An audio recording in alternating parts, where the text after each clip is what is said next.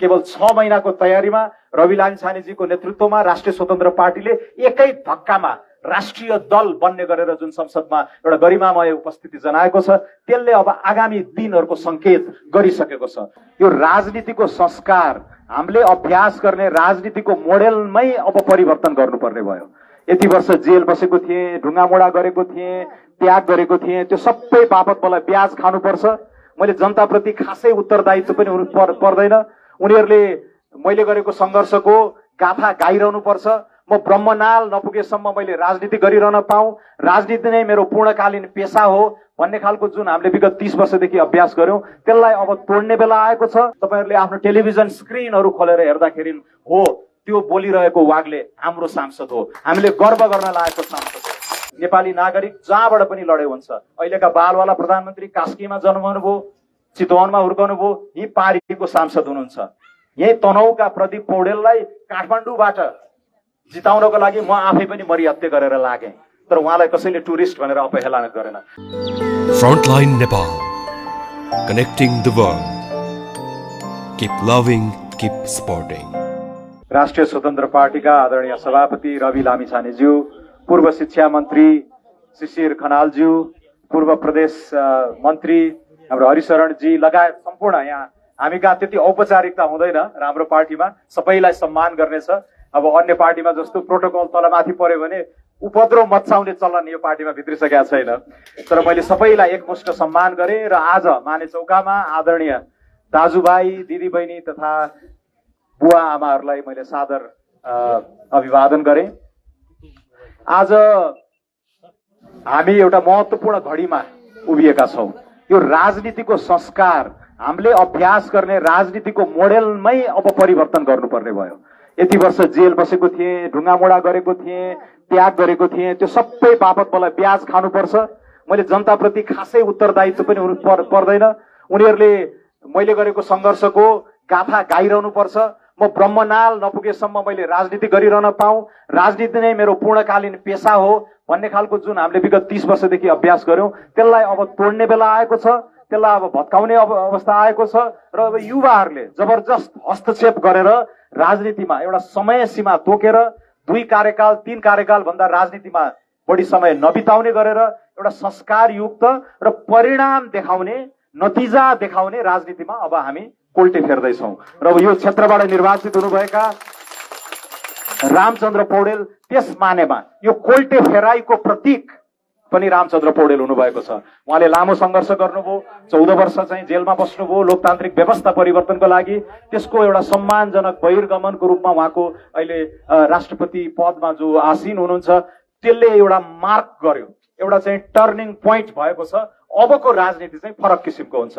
सोझै जनतामा आउने, कार्यकर्ताहरूको यो भद्दा तबकालाई पनि हामीले चाहिँ पातलो बनाउँदै जाने, कार्यकर्तालाई चाहिँ दास बनाउने, बिचौलिया बनाउने खालको यो विकृत राजनीतिक प्रणालीलाई हामीले तोड्नै पर्छ। डिजिटल प्रविधिको सहाराले हामी सिधै जनतामा जाने, त्यसको अनुभव, त्यसको ट्रेलर तपाईहरूले देखिसक्नु भएको छ। केवल 6 महिनाको तयारीमा रवि लामिछानेजीको नेतृत्वमा राष्ट्रिय स्वतन्त्र पार्टीले एकै धक्कामा राष्ट्रिय दल बन्ने गरेर जुन संसदमा एउटा गरिमामय उपस्थिति जनाएको छ, त्यसले अब आगामी दिनहरूको संकेत गरिसकेको छ। कस्तो खालको राजनीति, केका लागि राजनीति, को राजनीतिमा आउने भन्ने कुराको त्यो प्रारूप, एउटा पूर्वाभास, एउटा पूर्वानुमान तपाईहरूले लगाइसक्नु भएको छ। 21औं शताब्दीको राजनीति अब नयाँ शैलीको हुनुपर्छ। नयाँ नयाँ चुनौतीहरू छन्, जलवायु परिवर्तनदेखि लिएर भू राजनीतिक असन्तुलनदेखि लिएर नेपालभित्रैको यो बसाइसराईको चाप, युवा जनसङ्ख्याहरूको चाहिँ यो पाक्लो उपस्थिति, तर त्यसलाई हामीले सदुपयोग गर्न नसकिरहेको यो असाध्यै असहज अवस्थामा अब नयाँ नीति, सही नियत र अब्बल क्षमता सहितको राजनीति गर्नको लागि हामी राष्ट्रिय स्वतन्त्र पार्टीको प्लेटफर्मबाट, यो मैदानबाट अब नेपाललाई अगाडि बढाउने जमर्को गरिरहेका छौँ। म विगत 1.5 हप्तामा मात्रै सायद मानेचौका 3 कि 4 चोटि आइसकेँ। तपाईहरूले यो धुलाम्मे बाटो बारे गर्नुभएको गुनासोलाई मैले राम्रोसित नोट गरेको छु। आज बिहान मात्रै तत्कालीन शिक्षा मन्त्री, गृहमन्त्री आदरणीय गोविन्दराज जोशीले सोडेम वाग्लेलाई मेरो निशर्त, कुनै शर्त बिना मेरो समर्थन रहन्छ भनेर उहाँले भन्नुभएको छ। त्यो सन्देश लिएर म आज उहाँकै थलो मानेचौकामा आएर यो कुरा भन्न पाउँदा म गौरवान्वित छ। तर उहाँको सन्देश मात्र महत्त्वपूर्ण होइन। 51 सालमा उहाँले चाहिँ 40वटा तनहुका स्कुलहरूलाई, माध्यमिक स्कुलहरूलाई स्थायी बनाइदिनु भयो। यो बाटो उहाँकै पालामा खोलिएको रहेछ। तर 51 साल र 53 सालका कथा र गीत गाइरहँदाखेरि अब हामी 2083 साल पुग्न लागिसक्यो। 30 वर्ष एउटा सिङ्गो पुस्ता गइसक्यो, तर तपाईँहरूको यो ट्र्याक खोलिएको बाटोमा पिच भएको छैन। यो यहाँको मानेचौकाको कलेजलाई स्थायी प्रबन्धन हामीले दिन सकेका छैनौँ। पूर्वाञ्चल विश्वविद्यालयसँगको यो आबद्धतालाई हामीले स्थायी बनाउनु पर्नेछ। यी यावत चुनौतीहरूको लागि पनि तपाईँहरूले बिर्सनु नभएको, तर बाँकी देशले र उहाँको पार्टीले पनि अन्याय गरेका पात्र गोविन्दराज जोशीले आज मलाई भन्दै हुनुहुन्थ्यो, मैले सुरु गरेका विकास निर्माणका कामहरूलाई तपाईँले निरन्तरता दिनुहोला, तपाईँले पत्ते गरिदिनु होला भनेर भन्नुभएको। त्यस मानेमा उहाँकै गृह भूमिमा आएर यसरी विकास प्रतिको मेरो प्रतिज्ञा, विकास गर्छु, तनहु 1लाई म नमुना निर्वाचन क्षेत्र बनाउँछु भनेर यो जाहेर गर्न, यो प्रतिबद्धता जाहेर गर्न पाउँदा म असाध्यै खुसी छु। बाटोघाटोका कुराहरू भइहाले। धेरैले भन्छन् मेरो आँगन छोएर नै कालो चिल्लो बाटो जाओस् भनेर, तर म अर्थशास्त्रीको दृष्टिले भन्छु त्यो तपाईँको आँगन छोएर जाने बाटो ठिक छ, तपाईँलाई लाभ गर्ला, तर देशलाई नै त्यो चाहिने कुरा हो। दूरी घटाउने, लागत घटाउने, यी मानेचौकामा बसेर, रूपाकोटमा बसेर तपाईँले गर्ने एकीकृत कृषि फारमबाट तपाईँले निकाल्ने मह, तपाईँले उत्पादन गर्ने तरकारी, तपाईँले उत्पादन गर्ने अर्ग्यानिक फलफुललाई आधा घन्टा 40 मिनटमा तपाईँले ठुल्ठुला बजारमा झार्न सक्नुभयो भने यसले गाउँलाई नै गुलजार गरिदिन्छ, आम्दानी बढ्छ, रोजगारी सिर्जना हुन्छ। म यो भन्दिनँ कि आजको भोलि नै यहाँबाट पलायन भइरहेका, बसाइसराई सरेका हजारौं 10औं हजार युवाहरू फेरि गाउँमा आएर बस्छन् भनेर म भन्दिनँ, तर अलिकति पनि न्यूनतम पूर्वाधार हुने भने धेरैजना फर्कनेछन् र गाउँलाई फेरि गुलजार हुन्छ। हाम्रो बाल्यकालमा यस्तै गाउँले परिवेशमा म पनि हुर्केको हुँ। ती पुराना हाम्रा चाहिँ स्मृतिहरूलाई जगजगाउने गरेर र गाउँमा नै सहरमा खोजिने जुन व्यवस्थित बस्ती विकासका कुराहरू होलान्, आधुनिक शिक्षा प्रणालीका कुराहरू होलान्, स्वास्थ्यका कुराहरू होलान्, पोषणका कुराहरू होलान्, हैन, सिंचाई, खानेपानी, तटबन्ध। तपाईहरुसँग संवाद गर्दै गर्दा यो तटबन्धनको समस्या मैले देखिरहेको छु। अस्ति नै आउँदा पनि यहाँका बासिन्दा दाजुभाइ दिदीबहिनीहरूले भन्नुभयो यो कटानले कुन बेला हामीलाई बगाउँछ भन्ने कुरा हो। यही धुलाम्मे कालीमाटी मानेचौका कुन्छा सडक हामीले ओहोर दोहोर गर्दाखेरि त्यहाँ माथिबाट आउने ठाडा खहरेहरूले कटानको समस्या हामीले पेचिलो ढंगले हेर्यौं। कहिलेकाहीँ त स्कुल जान लागेका बालबालिकाहरूलाई पनि बगाएर लाने त्यो त्यस्ता कुराहरूलाई तटबन्ध बाहिरबाट हेर्दाखेरि यो विपद व्यवस्थापनका विपद आएपछि गर्दै गरौँला, परेपछि बेहोरौँला भनेर हामीले पर सार्दै गइरहेका यो प्राकृतिक विपत्तिहरूलाई पनि हामीले विकासको मूलधारी रणनीतिमा चाहिँ ल्याएर गाभ्नु पर्ने हुन्छ। तपाईहरुले सुन्नु भएको छ जलवायु परिवर्तनका कुराहरू। नेपालले यो कार्बन उत्सर्जनमा खासै दोष केही पनि छैन। हामी गरिब नै छौं, पछाडी नै छौं, खासै औद्योगिकरण भएको छैन। तर अन्य देशहरूले विकास गर्ने क्रममा जुन उत्सर्जन गरे यो विश्वको तापक्रम नै बढाइराखे, त्यसको असर चाहिँ हामीले भोग्दैछौँ। नसोचेको बेलामा पानी पर्ने, भीषण पानी पर्ने, उर्लेर बाढी आउने, नसोचेको समय र स्पिडमा चाहिँ यो तटबन्धन र कटानहरू हुने, यसले हाम्रो जनजीविकामा असर गरिरहेको छ। त्यसैले विकासका यो तमाम मुद्दाहरूलाई हामीले एकीकृत सर्वाङ्गीण एउटा ढाँचामा ढालेर शिक्षा, स्वास्थ्य, पोषण, खानेपानी, सिंचाई, तटबन्धन, आम्दानी, रोजगारीका कुराहरू, कृषि, पर्यटनका कुराहरू र बाटोघाटोको कुराहरूलाई एकीकृत ढंगले चाहिँ अगाडि जानुपर्नेछ। स्कुलहरू बनेका छन्, विद्यार्थी संख्याहरू पातलिँदैछन्। बल्ल बल्ल घिसारेर भए पनि हाम्रा बालबच्चालाई स्कुल पुर्याउँछौं, तर ती केही सिक्दैनन्। त्यही 15 रुपियाँको खाजा खान्छन्, आउँछन्। त्यसमा पनि ठूलो प्रश्न उठाउन सक्ने व्यवस्था भइसकेको छ। स्वास्थ्य चौकीहरू बनेका छन्, तर मलाई एकजना आमाले भन्दै हुनुहुन्थ्यो अस्ति कोरोनाको सुई बसेको त्यहाँ 3 महिना भएछ बाबु, कसैले आएर हामीलाई थाहा पनि दिएन, लगाइदिएन। त्यो के को द्योतक हो भने पूर्वाधारमा हामीले ध्यान दियौं, भवनहरू खडा गर्यौं, तर त्यहाँ भित्रको दक्ष जनशक्तिका कुरा, जनतालाई सेवा घर घरमै गएर दैलो दैलोमै गएर सेवा पुर्याउनु पर्छ भन्ने कुरामा हामीले अझै त्यो भावना, सेवा भाव, राजनीति भनेको पुण्य कमाउने, सेवा गर्ने क्षेत्र हो भनेर त्यो भन्न बताउन सकिराखेका छैनौं। यस मानेमा अघि मैले राजनीतिक मोडेलकै कोल्टे फेराइको कुरा गर्दै गर्दाखेरि विकासको पनि अब हामीले कोल्टे फेराइ गर्दैछौं। नयाँ पदार्पण हुँदैछ।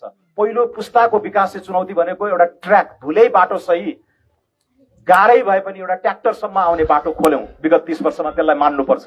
स्कुलको भवन खोल्यौं, स्वास्थ्य चौकीहरू बनायौं। तर अबको चुनौती, हाम्रो पुस्ताको चुनौती भनेको त्यसमा क्वान्टिटी होइन, क्वालिटी, परिमाण होइन, गुणात्मक फड्कोमा हामीले जानु पर्यो। स्कुल पनि होउन्, तर त्यहाँ स्कुलमा गएका बालबालिकाले केही सिकेर आउन्, ताकि त्यो दक्ष जनशक्ति नेपाल बनाउन सक्ने अर्को 10-15 वर्षमै नेपाललाई एउटा चाहिँ बत्ताएर एउटा सम्मानजनक मध्यम आय भएको मुलुकमा पुर्याउन सक्ने, त्यसलाई स्वचालित ढङ्गले इन्द्रको बाबु चन्द्र आएर त देश बनाउने होइन, देश बनाउने जनताले नै हो। जनतालाई सोझ्याउने, डोर्याउने, गाइडेन्स दिने काम नेताहरूको हुन्छ।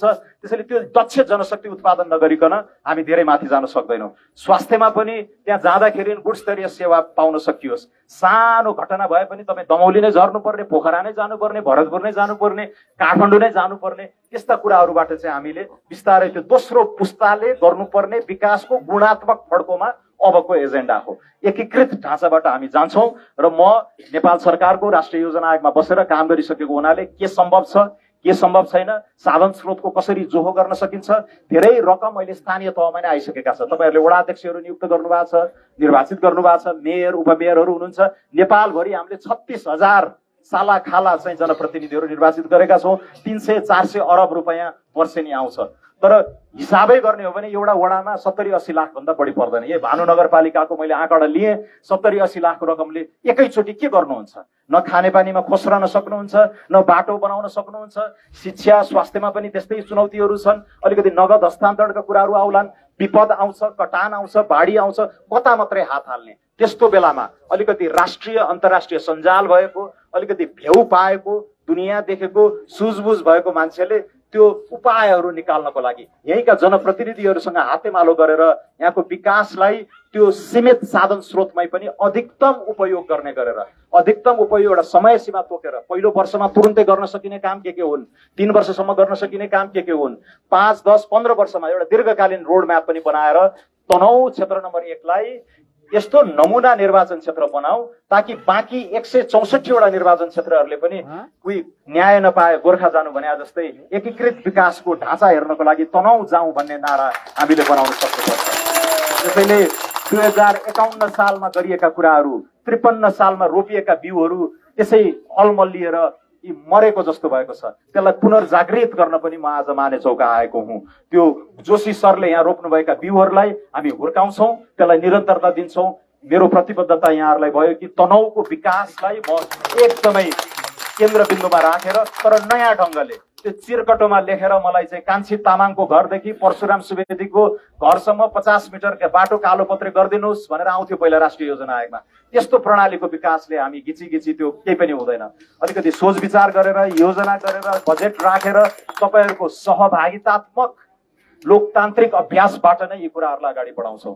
तर तनहुँले निर्वाचित गर्ने सांसदले यहाँको विकास त गर्छ नै, म गर्छु पनि, तपाईँहरूसँगै मिलेर गर्ने हो। तर यहाँबाट पठाएको सांसदले भूगोल पढाउने होइन, यहाँको सांसदले वडा अध्यक्षले गर्ने जस्तो काम मात्र गर्ने होइन, यहाँको सांसदले देशकै दिशा निर्देश गर्ने काममा चाहिँ सहभागी हुनुपर्दछ। हाम्रो आर्थिक नीति कस्तो हुने हो, हाम्रो व्यापार नीति कस्तो हुने हो, कृषि नीति कस्तो हुनुपर्ने हो, हाम्रा परराष्ट्र र कूटनीतिक सम्बन्धहरू कस्ता हुनुपर्ने हो, अन्तर्राष्ट्रिय मञ्चमा नेपालले कुन कुन विषयलाई कसरी कहाँ उठाउँदाखेरि अधिकतम लाभ हुन्छ भन्ने कुराहरूमा हामीले चाहिँ ध्यान दिनुपर्छ। अघि मैले जलवायु परिवर्तनका कुराहरू इङ्गित गरिसकेँ। सन् 2026 मा हामी अति कम विकसित मुलुकको दर्जाबाट माथि आउँदैछौँ। यी सबैको अन्तर्राष्ट्रिय आयाम छ। त्यसैले तनहुँबाट निर्वाचित भएर गएको सांसदले राष्ट्रिय मुद्दाहरूमा पनि बोल्छ र अन्तर्राष्ट्रिय मुद्दाहरूमा पनि बोल्छ। र म त्यसरी बोल्दै गर्दा तपाईँहरूले आफ्नो हत्केलामा स्मार्टफोन राखेर हेर्नु होला, तपाईँहरूले आफ्नो टेलिभिजन स्क्रिनहरू खोलेर हेर्दाखेरि हो त्यो बोलिरहेको वागले हाम्रो सांसद हो, हामीले गर्व गर्न लागेको सांसद हो। यहाँ धेरै कुराहरू गरिया छन्। यहाँ एउटा एकदमै मलाई भावुक बनाउने कुरा पनि छ। यो निर्वाचन क्याम्पेनका दौरानमा मैले पाएको अपार स्नेह, यहाँ फूलमाला र स्नेह लिएर आमा बुवाहरू चाहिँ उभिनु भएको छ, आक्षेता र आशीर्वाद दिएर चाहिँ दाजुभाइ दिदीबहिनीहरू उभिनु भएको छ। धेरैले अङ्गालो मालेर भन्नुभएको छ बाबु तपाईँबाट केही आशा छ, हामी तपाईँलाई यो तनहुँ क्षेत्रमा स्वागत गर्दछौँ। तर यसै मेसोमा हाम्रो गाली गलौज गर्ने, अरूलाई चाहिँ होच्याउने, गिज्याउने त्यो संस्कारबाट हामी हुर्केका छैनौँ। हामी नयाँ संस्कारयुक्त राजनीति गर्न खोजिरहेका छौँ। तर यसै मानेमा पनि मलाई चाहिँ अहिले केही साथीहरूले यो बाहिरको मान्छे पाहुना हो इत्यादि पनि भनेको सुने। आज बिहान मात्रै मलाई गोविन्दराज जोशीज्यूले नै भन्नुभयो कि 2020 सालमा हुन त बिपी कोइराला यहाँ 12 सालमा आएर टुरे पसलमा भाषण गरेर जानुभएको रहेछ। त्योभन्दा अगाडि यहीँ रूपाकोट हुँदै उहाँ लमजुङ पनि जानुभएको रहेछ। त्यो बेला सबै पैदलबाट यात्रा गरिन्थ्यो। तर बिपीले 15 सालको चुनाव लड्दाखेरि के भन्नुभएको रहेछ भने अब अर्कोचोटि, त्यति बेला पञ्चायतले हाम्रो लोकतन्त्रको अपहरण गर्यो, तर यदि त्यो सत्ता रहिरहेको भए, नेपालमा बहुदलीय व्यवस्था कायम रहिरहेको भए, 2020 सालमा उहाँको एउटा सपना, गजबको सपना रहेछ। 50-60 वर्ष अगाडि उहाँले देख्नु भएको सपना तपाईँले कल्पना गर्नुहोस्। तराईका मानिसहरूलाई लिएर आएर पहाडमा निर्वाचन लडाउने, पहाडका मानिसहरूलाई लगेर तराईमा निर्वाचन लगाउने, ताकि नेपाललाई त्यति बेला एउटा सम्पूर्ण राष्ट्र नबनिसकेको एउटा प्रशासकीय इकाइ जस्तो रूपमा चाहिँ बुझिन्थ्यो। त्यसैले यो नेसन फर्मेसन, नेसन र स्टेट चाहिँ बनाउनको लागि राष्ट्र निर्माणका क्रममा हाम्रो जुन बहुलवादी विविधतापूर्ण जुन राज्य छ त्यसमा चाहिँ त्यो एकीकृत नेपाली भावना जागृत गर्नका लागि कोही गोर्खाको सांसद, कोही चितवनको सांसद, कोही भक्तपुरको सांसद, कोही दैलेखको सांसद होइन कि नेपालको सांसद बनाउने सपना उहाँले 60 वर्ष अगाडि देखिसक्नु भयो रहेछ। तनहुका विवेकशील चेतनशील जनताले त्यो संकीर्णता एउटा चाहिँ मान्छेले कोरेको सिमानालाई ठुलो मुद्दा बनाउनु पर्छ जस्तो मलाई लाग्दैन। यहीँका शङ्कर भण्डारी मादी तरेर उहाँ चाहिँ अर्को क्षेत्रमा जानुभयो। म मर्स्याङदी पारीको मान्छे यहाँबाट चुनाव लड्न खोज्दाखेरि किन मानिसहरूको ज्वरो आउँछ मलाई थाहा छैन। नेपालको संविधानले पनि भनेको छ नेपाली नागरिक जहाँबाट पनि लडे हुन्छ। अहिलेका बालवाला प्रधानमन्त्री कास्कीमा जन्मनुभयो, चितवनमा हुर्कनुभयो, यी पारीको सांसद हुनुहुन्छ। यही तनहुका प्रदीप पौडेललाई काठमाडौँबाट जिताउनको लागि म आफै पनि मरिहत्ते गरेर लागेँ, तर उहाँलाई कसैले टुरिस्ट भनेर अपहेलना गरेन। त्यसैले सम्भावना हेर्ने हो, ट्र्याक रेकर्ड हेर्ने हो, नीति कस्तो छ, नियत कस्तो छ, क्षमता कस्तो छ, यी यावत कुरामा यो आलोकमा यो सर्वाङ्गीण मूल्याङ्कनको कसीमा तपाईँहरूले मलाई अब्बल पाउनुभयो भने तपाईँहरूले मलाई शानदार मतले जिताएर पठाइदिनु होला। म तनहुले गर्व गर्न लागेको सांसद बन्छु। मैले अघि पनि भने, मैले त्यसलाई दोहोऱ्याउन आवश्यक ठानेर पनि दोहोऱ्याएको छु। अब मैले भने यहाँको स्थानीय मुद्दा मात्र बोक्ने होइन कि राष्ट्रकै दिशानिर्देश। तर अहिले हाम्रो दुईटा महामारीले हामी ग्रस्त छौँ। एउटा कुशासनको महामारी, हरेक उच्च नियुक्तिहरूमा, लगभग सबै उच्च नियुक्तिहरूमा लेनदेन हुने हामीले सुनेका छौँ। राजनीतिलाई यो पैसाको खेलोले यति विकृत र फोहोरी बनाइरहेको छ। तपाईँ राजनीतिक पार्टीबाट टिकट लिएर उम्मेद्वार म सार्वजनिक सेवा गर्छु, सार्वजनिक पद धारण गर्छु भन्नु पर्यो भने पनि त्यहाँ चाहिँ ठुलो रकमको चलखेल हुन्छ भन्ने कुराहरू तपाईँले रेडियोमा पत्रिकामा सुनिराख्नु भएको छ। राष्ट्रिय स्वतन्त्र पार्टीले ती सारा विकृतिहरूलाई एकै धक्कामा एकैचोटि पखाल्ने गरेर केही प्रावधानहरू लिएर आएका छौँ। त्यसको व्याख्या पछि कुनै प्रशिक्षणहरूमा हामी गरौँला। तर यो विकृत राजनीति सङ्लो नभइकन, सही ट्र्याकमा, सही ठाउँमा नआइकन यो राष्ट्रिय जीवनका धेरै आयामहरू, धेरै पाटाहरू बन्धक नै भइरहन्छन्। त्यसलाई फुकाउनको लागि, त्यसलाई प्रस्फुटित गर्नको लागि पनि हामीले राजनीति संल्याउन पर्यो, ताकि अर्थव्यवस्था, आम्दानी बढाउने, रोजगारी सिर्जना गराउने जस्ता कुराहरूमा पनि ध्यान दिन सकियोस्। त्यसैले अहिले मैले मुख्यतः 3 एजेन्डा बोकेर आएको छु। तनहुको विकास गर्ने, यसलाई नमुना निर्वाचन क्षेत्रको रूपमा अगाडि बढाउने, त्यो एकीकृत विकासका ढाँचाबारे हामी पछि अन्तर्क्रिया घर दैलोमा इत्यादि गर्दै आउँला। विजयोत्सव मनाउँदै तपाईँहरूको गाउँ टोलमा फेरि आउँदाखेरि हामी बसेर कुरा गरौँला फुर्सदमा।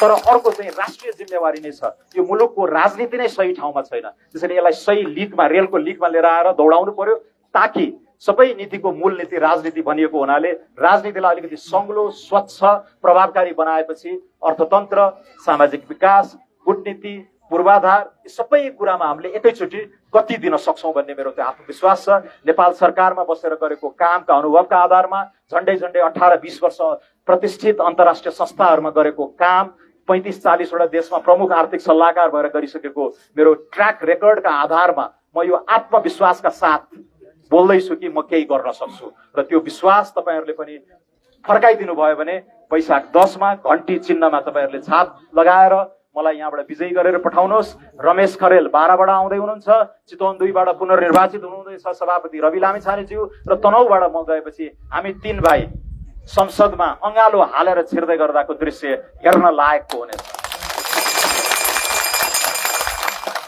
हस्, ध्यानपूर्वक सुनिदिनु भयो। अब सभापतिज्यूका पनि केही मन्तव्यहरू छन्। म अहिले यति भन्दै बिदा हुन्छु। धन्यवाद।